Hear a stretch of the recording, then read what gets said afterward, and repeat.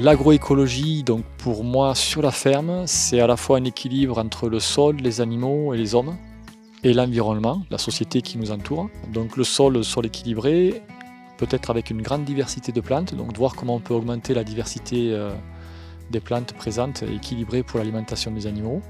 Peut-être réintégrer des arbres sur la ferme, voir comment le faire. Et après, c'est l'équilibre aussi au niveau des hommes des hommes et femmes qui sont présents sur la ferme et l'équilibre dans le collectif, dans la société, savoir comment on s'implante sur le territoire.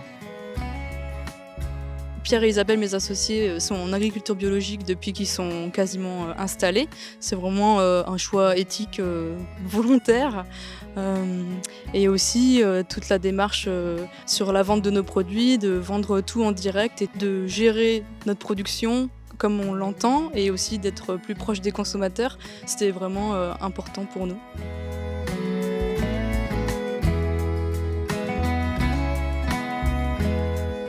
L'agroécologie, on en parle beaucoup. Il y a quelques définitions qui sont consensuelles dans le monde de la science, et notamment la définition d'un chercheur qui s'appelle Miguel Alquieri, qui a travaillé dans les pays du Sud et qui établit 4 principes à l'agroécologie. Le premier principe, c'est limiter les intrants et notamment les intrants chimiques. Le deuxième principe, ça va être de boucler les cycles. Le troisième principe, celui d'adapter les pratiques au territoire et à la biodiversité. Et le quatrième principe, ça va être de diversifier les systèmes de production pour les rendre plus résilients. En élevage, on a un 5e principe qui a été établi par un collectif de chercheurs français, donc Dumont et Tal, qui vise à aussi améliorer la santé de façon globale et intégrée des troupeaux dans les systèmes de production.